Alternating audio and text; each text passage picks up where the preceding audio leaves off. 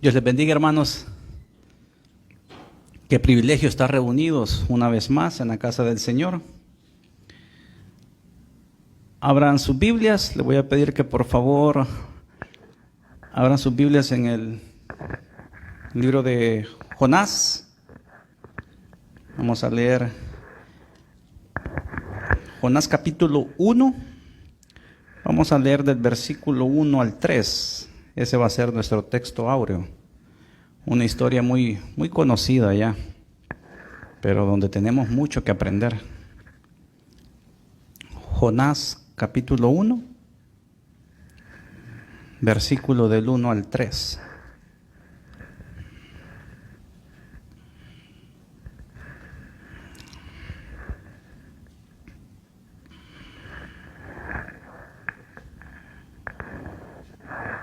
Amén. Dice la palabra del Señor. Vino palabra de Jehová a Jonás, hijo de Amitai, diciendo: levántate y ve a Nínive, aquella gran ciudad, y pregona contra ella, porque ha subido su maldad delante de mí. Y Jonás se levantó para huir de la presencia de Jehová a Tarsis, y descendió a Jope, y halló una nave que partía para Tarsis, y pagando su pasaje, entró en ella para irse con ellos a Tarsis, lejos de la presencia de Jehová. Bendito Padre que estás en los cielos, queremos poner este servicio en tus manos, Señor. Padre Santo, habla a tu pueblo, Señor, a través de tu siervo, Señor. Pon en mí las palabras que tú quieras hablar a tu pueblo, Señor. Te lo suplicamos, Señor. Añade bendición. Bendice a aquellos que están conectados en línea o aquellos que escucharán en diferido tu palabra. En el nombre poderoso de Cristo Jesús, llena, Señor, cada corazón. Amén. Esta es una historia muy conocida de Jonás cuando tuvo el llamado y que él hizo todo lo contrario. Entonces una historia que ya hemos escuchado muchas veces, pero es el hombre por naturaleza. Podemos ver que está inclinado a tomar las decisiones basadas en su juicio, por decir así, en su sano juicio, pero de una forma egoísta. Y por eso el tema de esta tarde que el Señor ponía en mi corazón es las consecuencias de nuestras decisiones. Todo tiene consecuencias. Las decisiones que tomamos tienen consecuencias, ya sean positivas o negativas. Entonces, cuando tomamos decisiones que son más serias, muchas veces nos llevamos en cuenta a los que nos rodean, a nuestras familias. Podemos ver que hijos pagan las consecuencias de decisiones erróneas que los padres tomaron. O también vemos padres que están pagando consecuencias de decisiones, de malas decisiones que su hijo tomaron. Entonces, no solo somos afectados nosotros, sino también aquellos que nos rodean. La palabra del Señor dice en Jeremías 17:9, engañoso es el corazón más que todas las cosas y perverso, ¿quién lo conocerá? Pero muchas veces tomamos decisiones basadas en sentimientos, basadas en emociones, lo que el corazón nos dice.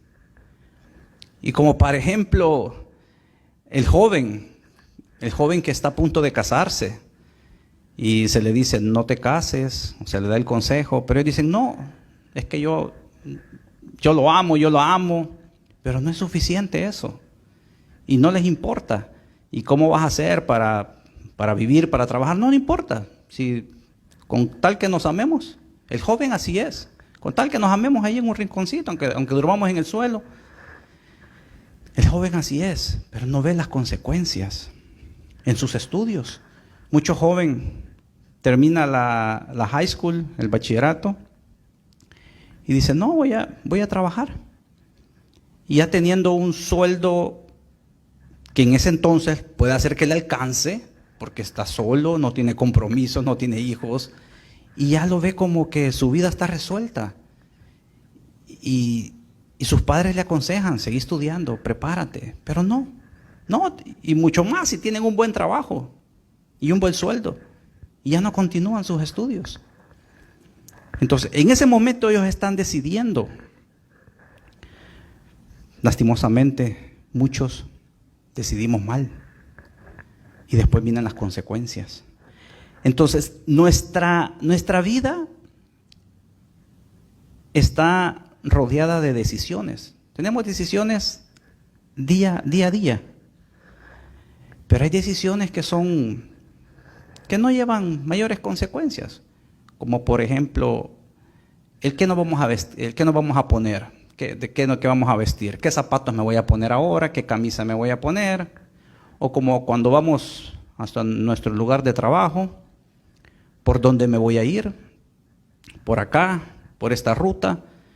Entonces, esas decisiones, las consecuencias que nos pueden llevar, que lleguemos tarde, que lleguemos temprano, pero no son decisiones tan relevantes. Entonces, analicemos en nuestra vida cuáles han sido aquellas decisiones serias e importantes, ya sea buenas o malas, que en un punto tuvimos que tomar y que han traído consecuencias a nuestras vidas, ya sean buenas o ya sean malas. ¿Hacia dónde nos han llevado? Entonces, hay decisiones que tienen mayor responsabilidad, que tienen mayor análisis de la situación. Es terrible no conocer la verdad, no conocer hasta dónde vamos, ser ignorantes o ser inexpertos en cierta área. Pero es peor que conozcamos la verdad y que no le prestemos atención. Como para el ejemplo de un camino. Andamos buscando un lugar donde llegar y no conocemos. Y pues ahora con la tecnología pues todo está al alcance, pero antes llegábamos y no conocíamos, y mucho más si era de noche, preguntamos y vamos y nos indican, ok, vete recto y te vas a la derecha. Pero nosotros llegamos y ya se nos dio la orden, pero nosotros llegamos y ese camino no nos parece y nos vamos a la izquierda y nos perdemos. Muchas veces así es nuestro caminar en el Señor. El Señor nos da la dirección, nos da el consejo, pero nosotros decidimos lo contrario. Decidimos mal, lastimosamente. ¿Cuántas veces hemos recibido así? Hemos recibido el consejo, la palabra, la instrucción, y hemos hecho totalmente lo contrario. Por eso el ejemplo del camino, porque es algo tan trivial que pueden decir, no, te vas aquí recto y a la derecha. Y uno dice, si no hay donde perderse, pero nos perdemos porque no obedecemos. Dios llama a Jonás a cumplir un propósito, pero Jonás tuvo miedo y huyó en dirección totalmente contraria hacia donde se le había ordenado.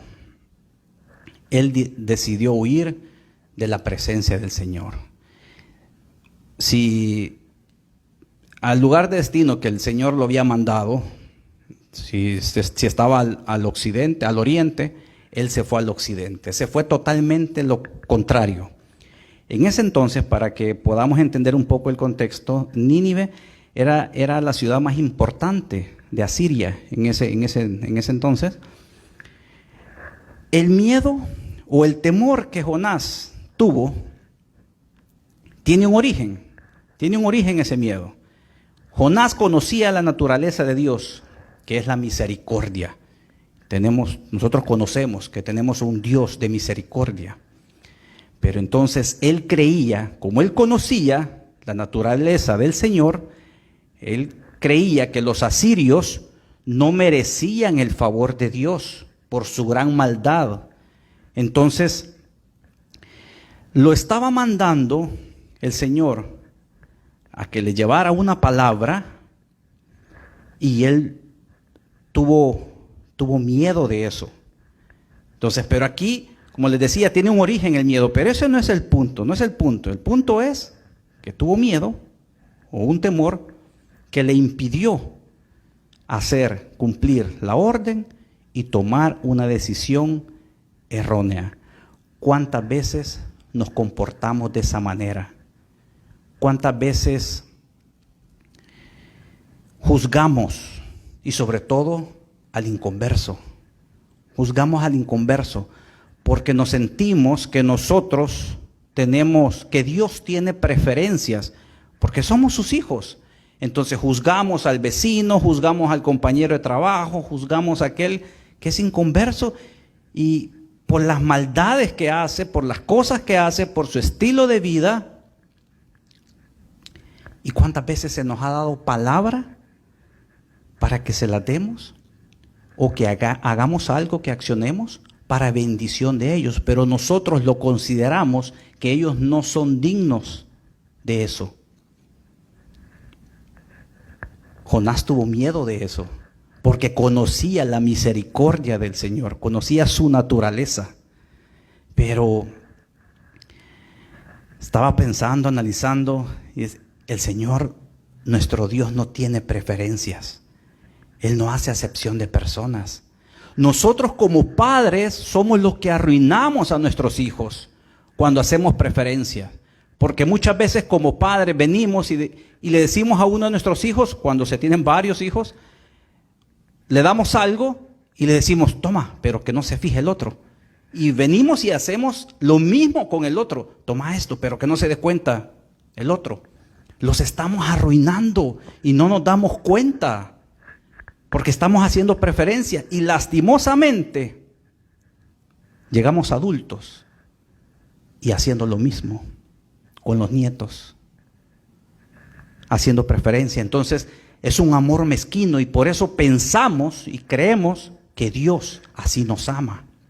Pensamos que Dios no puede tener misericordia de aquel inconverso, de aquella persona que hace cosas abominables, tal vez, cosas malas ante Dios y ante la sociedad también. Entonces aquí el punto, y ese es el primer punto, para ir entrando en el tema, miedo o temor. Jonás tuvo miedo. Existe el miedo y existe el temor. El temor lo puede preservar. Hermano, el temor lo va a mantener alejado. Si usted ve una superficie que sabe que está caliente, el temor lo va a mantener alejado de no tocar esa superficie, porque sabe que si la toca, se va a quemar. Entonces, el temor lo va también a hacer a que ande con prudencia, a manejar con prudencia. Aquí las carreteras, los freeways, uno puede correr a 120 kilómetros por hora. Pero el temor lo va a hacer que maneje con prudencia. Porque puede salir afectados. Usted piensa en los daños que pueden pasar, no solo a usted, a su familia. Dice la palabra del Señor en Proverbios 14, 26 y 27, dice, en el temor de Jehová está la fuerte confianza, y esperanza tendrán sus hijos. Preste mucha atención a esto. Y esperanza tendrán sus hijos. El temor de Jehová es manantial de vida, para apartarse de los lazos de la muerte. El temor hace muchas veces que actuemos con prudencia, con sensatez, con cordura. Incluso el temor nos puede librar hasta de la misma muerte, porque nos hace actuar con precaución, porque nos hace ver los riesgos que corremos. Entonces, conociendo el riesgo, nos hace actuar con prudencia. Entonces el temor nos va a hacer que manejemos, y ahí dice que el límite de velocidad es a 120 kilómetros por hora, o 65 millas, pues vamos a respetar eso. Pero si yo manejo a 80 millas, yo me estoy exponiendo. Entonces el temor nos va a hacer a que no andemos tomando decisiones a la ligera o con locura. El miedo es todo lo contrario. El miedo nos paraliza, el miedo nos ciega y el miedo nos hace que actuemos de una forma inmediata y muchas veces de una forma a hacer lo incorrecto, como lo que hizo Jonás. Tuvo miedo. Entonces eso lo cegó y lo llevó a tomar una mala decisión. El miedo que tuvo Pilato también lo llevó a tomar una mala decisión, porque él sabía que tenía que pagar un precio si hacía lo correcto, un precio que podía costarle su estilo de vida, hasta su vida misma. Entonces él, como resultado, él se dejó dominar por el miedo, lo cual le impidió hacer lo correcto.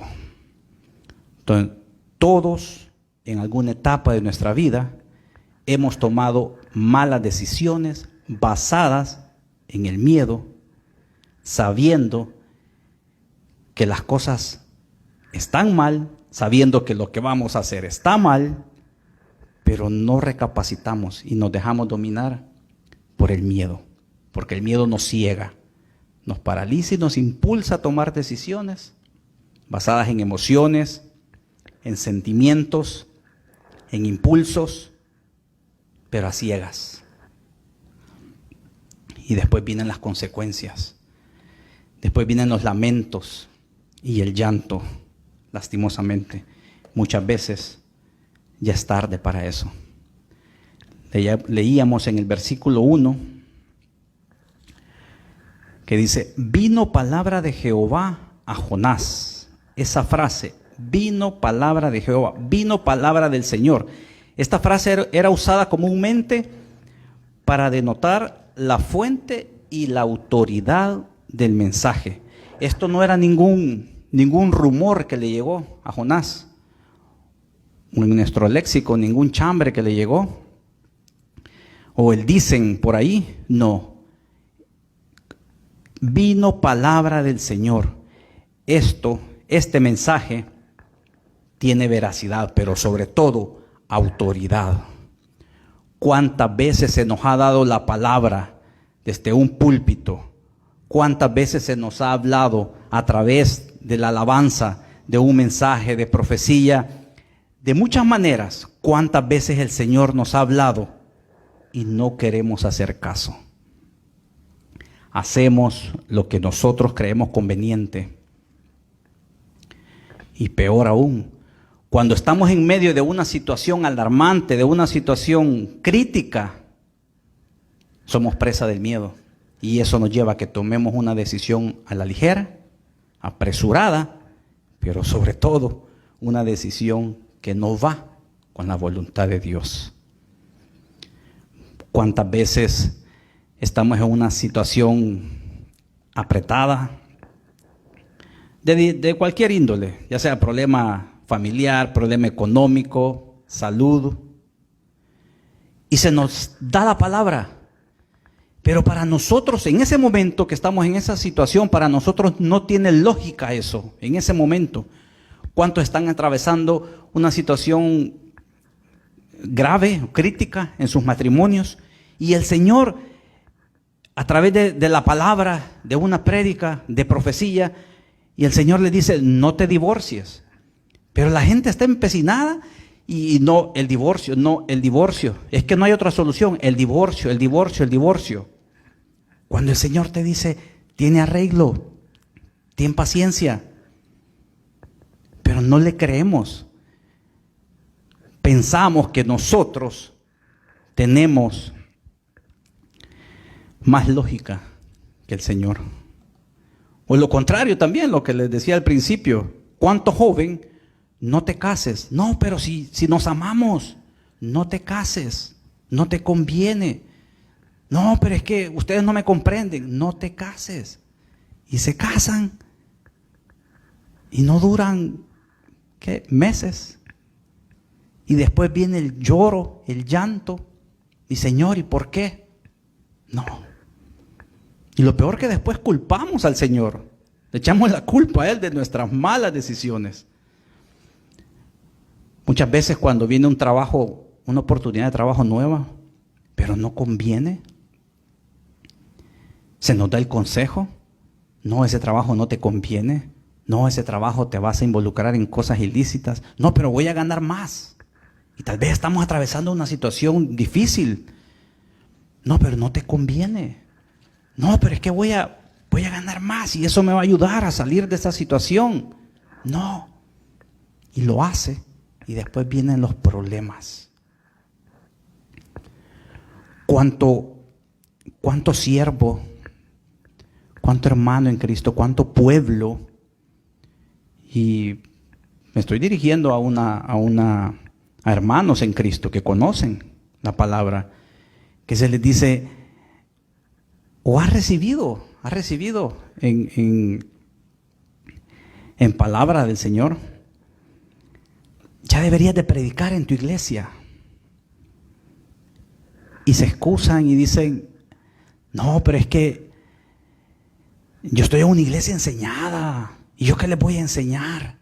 No, pero el Señor te está mandando, ya deberías de predicar. Pero nos excusamos: no, es que... Y toco este punto porque Jonás era la misión que le habían dado. Pero póngalo en su área, en el servicio. ¿Cuántas veces decimos: no, pero el Señor te manda, te ha hablado a tu corazón y te manda y te dice: ya es tiempo de servir? Te dice: no, ¿cómo voy a servir si no me queda tiempo? No, si en iglesia ya están cabales todos, ya ahí ya todos hacen lo mismo, tienen sus actividades.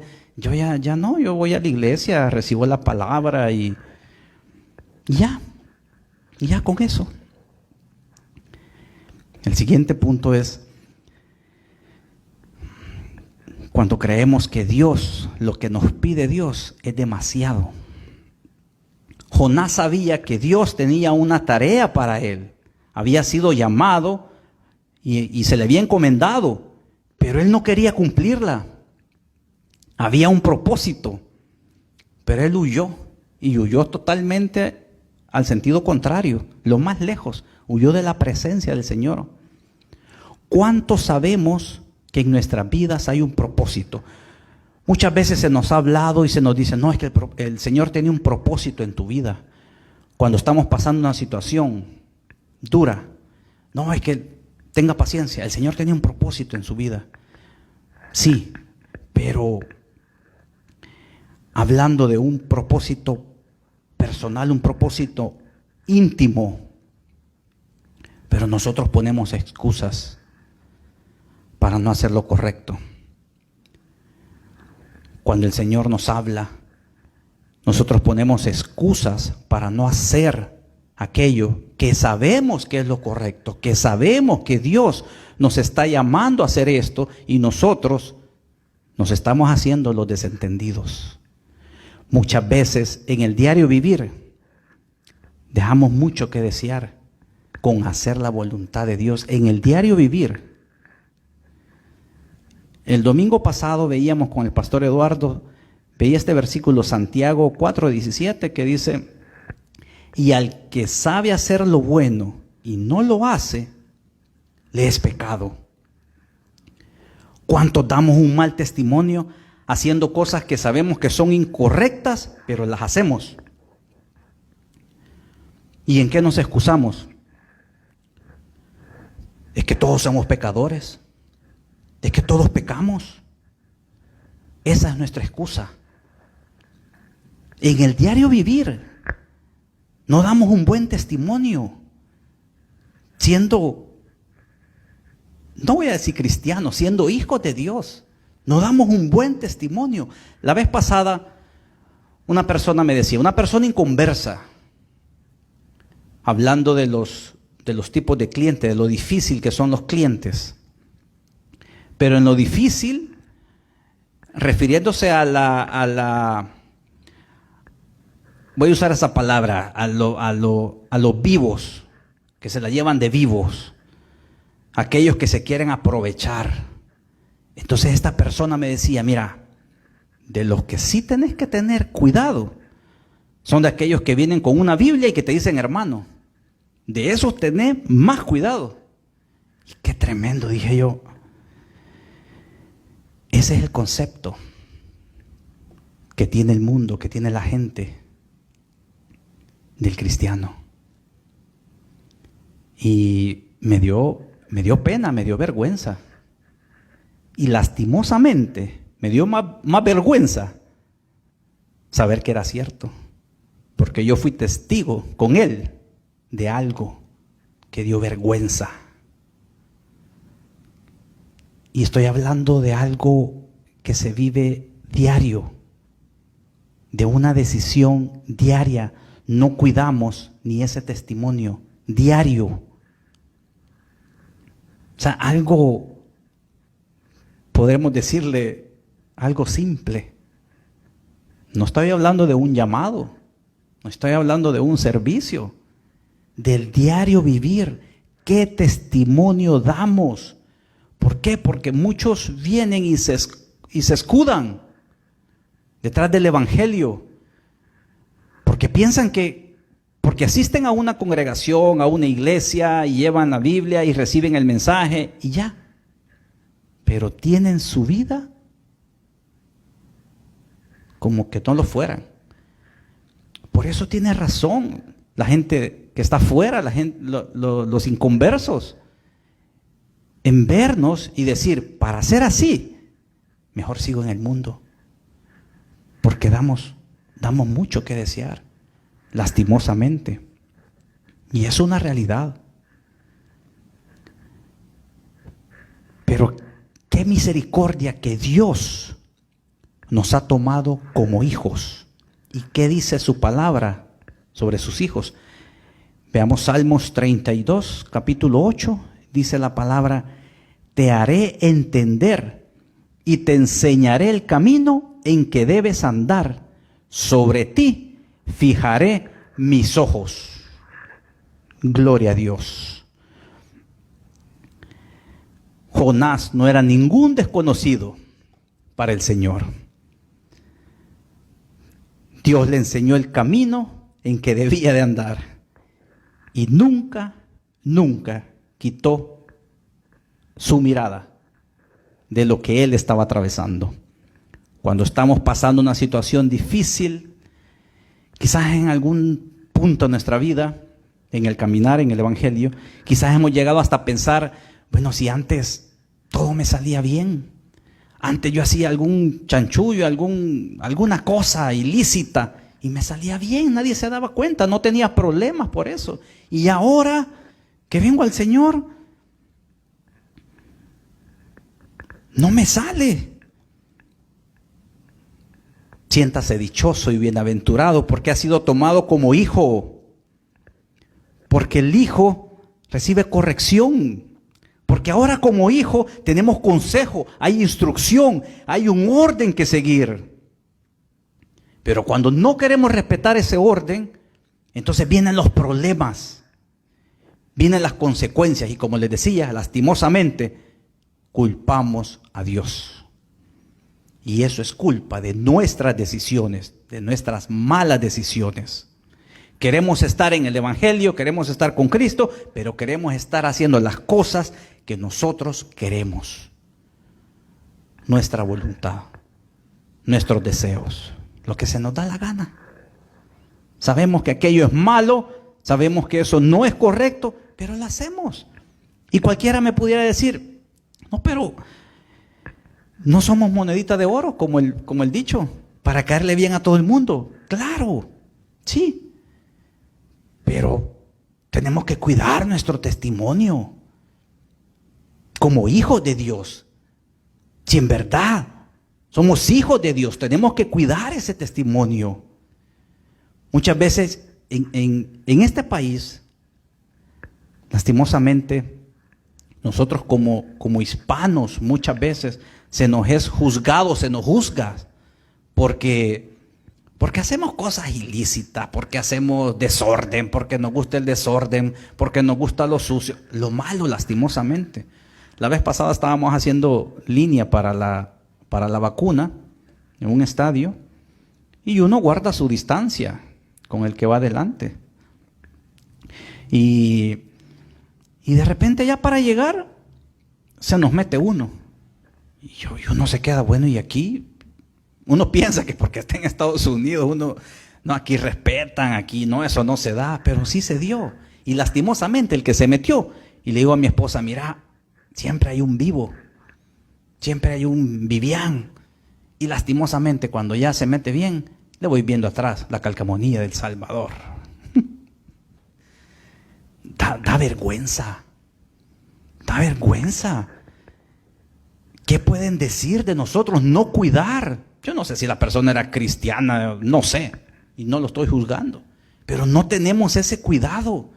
Por eso, y nos vamos en la colada todos, porque ahí dicen, los salvadoreños son así, y somos tildados y señalados así. Y qué tremendo, como hijos de Dios, no cuidar ese testimonio, quitar esa marca, poner de nuestra parte. Por eso les decía, y quizás muchos me pueden decir, sí, pero no le vas a caer a todo el mundo. Quizás no, pero voy a hacer lo correcto.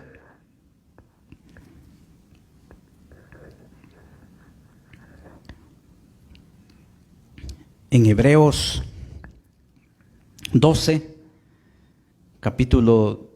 versículo del 6 al 8 dice la palabra, porque el Señor al que ama disciplina y azota a todo el que recibe por hijo. Si soportáis la disciplina, Dios os trata como a hijos. Porque, ¿qué hijo es aquel a quien el Padre no disciplina? Pero si os deja sin disciplina, de la cual todos han sido participantes, entonces sois bastardos y no hijos. Jonás fue disciplinado. Él era un profeta de Dios y fue llevado a cumplir la voluntad de Dios. Aunque anduvo huyendo, déjeme decirle algo, aunque usted ande huyendo, aunque andemos huyendo, los ojos del Señor están fijados sobre usted y lo llevará a cumplir el propósito para el cual ha sido llamado. Y cada quien sabe a lo que me estoy refiriendo. Cada quien sabe. Porque el hijo es disciplinado. El hijo, el Señor cuando nos toma por hijos, entonces nosotros estamos aceptando también, reconociendo también que somos hijos, pero muchas veces solamente exigimos los beneficios, pero no queremos hacer nuestras obligaciones, no queremos cumplir con nuestras responsabilidades. El siguiente punto es la voluntad de Dios. Existe la voluntad perfecta y la voluntad permisiva. La voluntad perfecta de Dios. Veamos Salmo 143, versículo 10. Dice, enséñame a hacer tu voluntad, porque tú eres mi Dios. Tu buen espíritu me guía a tierra de rectitud. El hermano pastor Eduardo, pastor general, hoy en la mañana explicaba, si somos hijos, tenemos el Espíritu Santo. Si somos hijos, hay el Espíritu en nosotros que nos redarguye. Como les decía, no somos perfectos, sí, pero sabemos que aquello no es correcto, no lo hacemos, no lo hagamos. Pero no, nos comportamos como que no nos importa. Pero sí queremos los beneficios de hijos. Entonces, si hacemos nuestros chanchullos, nuestros desórdenes, nuestras vivianadas, y nos va bien, aflíjase, porque usted no recibe corrección. Y Dios no es un Dios alcahueta. Dios no nos deja pasar nada. Dios corrige a sus hijos.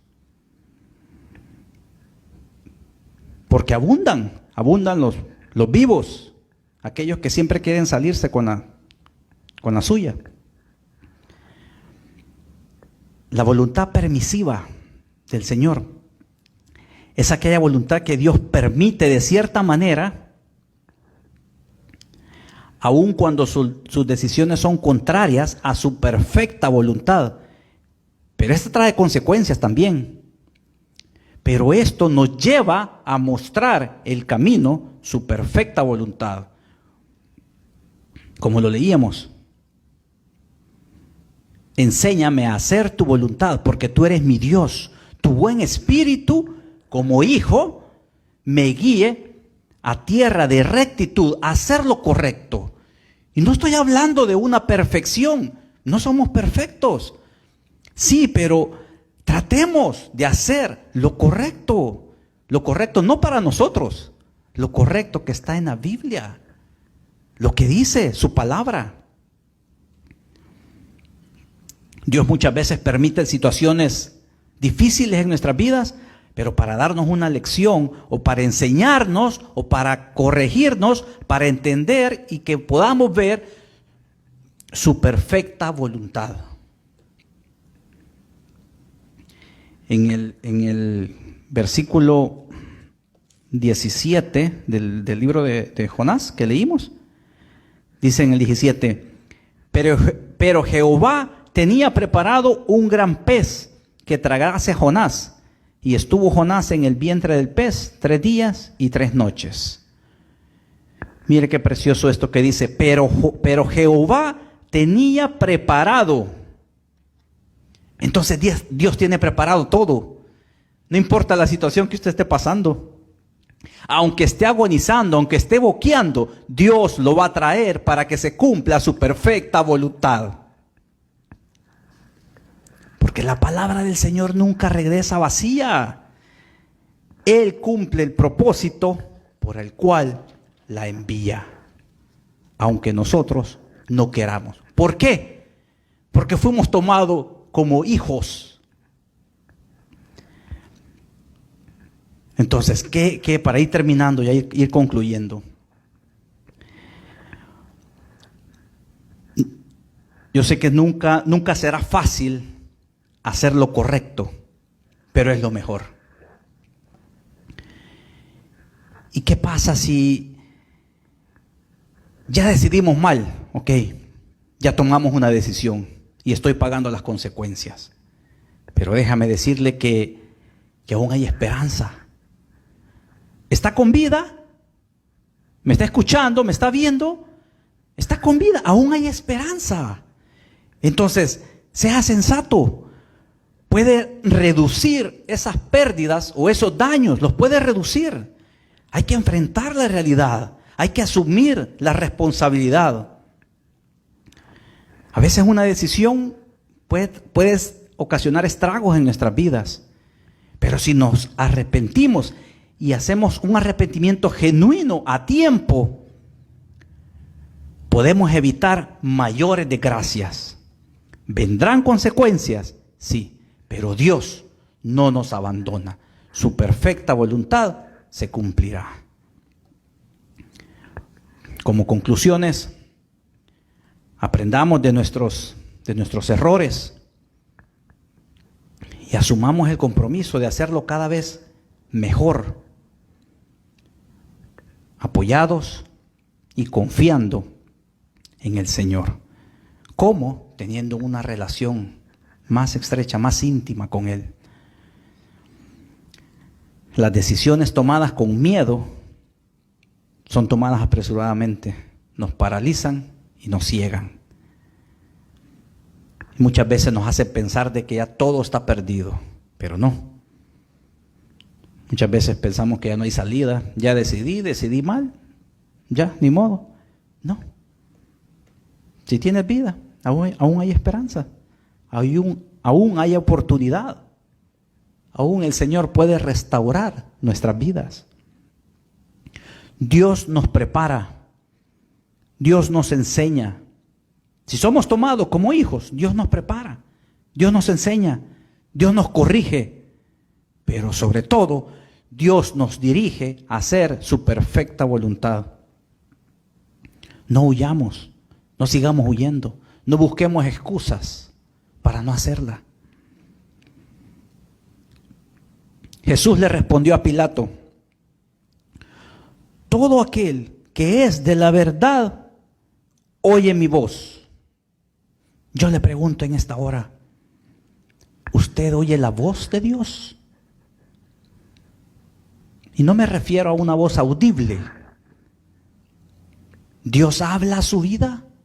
¿Alguna vez Dios ha hablado a su vida a través de un mensaje?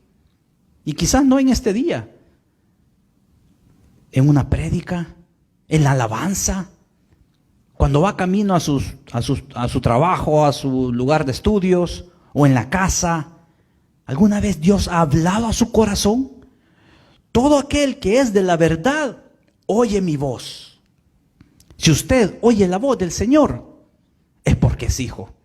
Y si es hijo, el Señor ha puesto su mirada en él. Vamos a orar. Padre bendito, que estás en los cielos, gracias, Señor amado. Gracias, mi buen Dios, por enviar tu palabra en este día, Señor. Gracias, Padre, por hacernos entender, Señor, de que un día fuimos tomados como hijos. Un día nos tomaste, Señor. Gracias, Padre, porque nos has capacitado. Nos muestras el camino, Señor, por donde debemos de andar, debemos de conducirnos, Señor.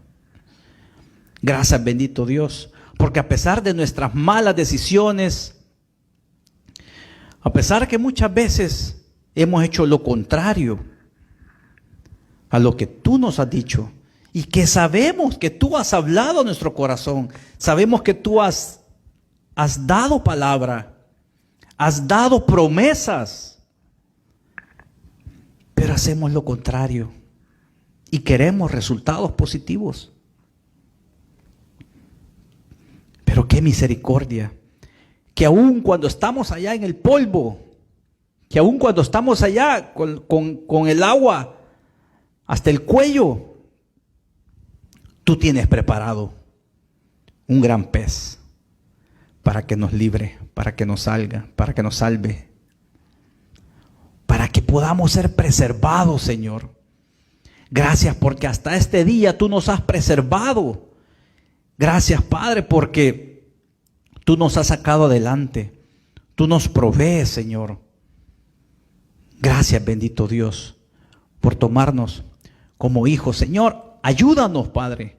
Ayúdanos. Tu siervo explicaba en esta mañana la lucha que hay entre el nuevo Adán y el antiguo. Aquella lucha que tenemos nosotros por hacer lo correcto. No es fácil hacer lo correcto, pero es lo mejor. Y muchas veces no entendemos eso. Señor, ayúdanos a dar un buen testimonio como cristianos, como ciudadanos. Ayúdanos, Padre. De que si el mundo tacha, el mundo señala a la iglesia y muchas veces dice, no, para ser así, mejor no soy nada, mejor me quedo así. Ayúdanos, Señor. Ayúdanos, Padre. Porque sabemos que no es con nuestras fuerzas. Danos esa sabiduría, danos ese denuedo. Cada día, Señor, cada día, en el diario vivir, en nuestro trabajo, en el estudio, en la casa, con nuestros vecinos, en cada una de las actividades que hagamos, Señor. Ayúdanos, Padre. Gracias, bendito Dios, porque aún hay esperanza. Gracias, Señor. Gracias, Padre, por enviar tu palabra. Que el Señor les bendiga.